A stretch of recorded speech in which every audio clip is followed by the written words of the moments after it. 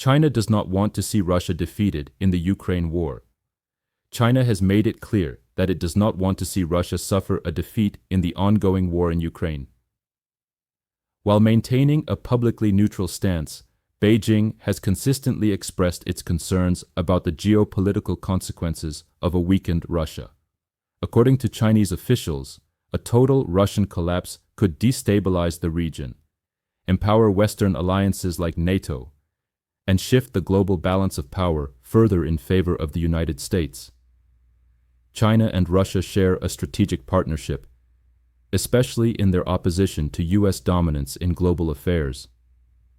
Although China has not provided direct military support to Moscow, it has increased trade and diplomatic cooperation with Russia since the war began. Beijing has also called for peace talks and a negotiated settlement, but continues to resist condemning Moscow's actions outright. Experts believe China is walking a tightrope, avoiding direct involvement in the war while ensuring that Russia remains a viable counterbalance to the West. A Russian defeat could leave China more isolated in its global rivalry with the US and its allies. Therefore, Beijing's priority remains preserving regional stability and ensuring that its strategic interests are not threatened by the outcome of the war. Cash incentives for childbirth in China. In response to a rapidly declining birth rate, several regions in China are now offering cash incentives to encourage families to have more children. Local governments across the country, including provinces like Sichuan and Anhui, have introduced financial support programs that provide a lump sum of money to parents upon the birth of a child.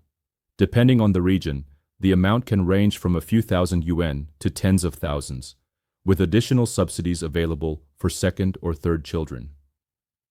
This move comes as China faces a significant demographic crisis.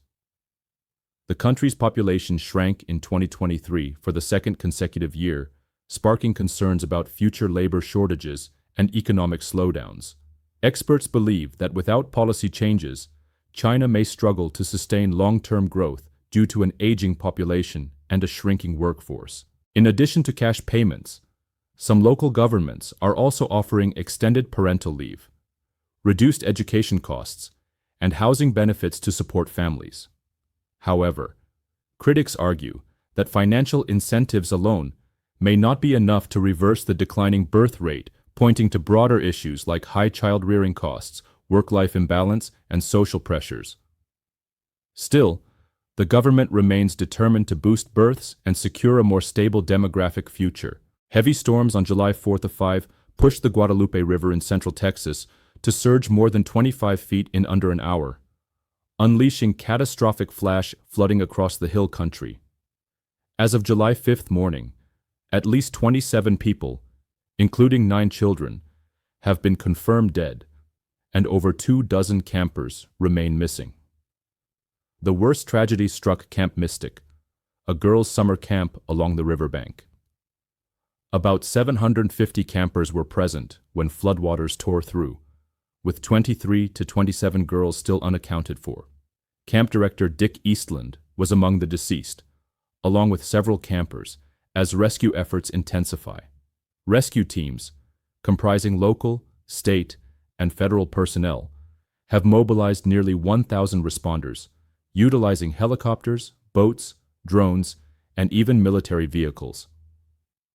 Over 850 individuals have already been rescued, though conditions remain perilous due to ongoing rainfall and high water.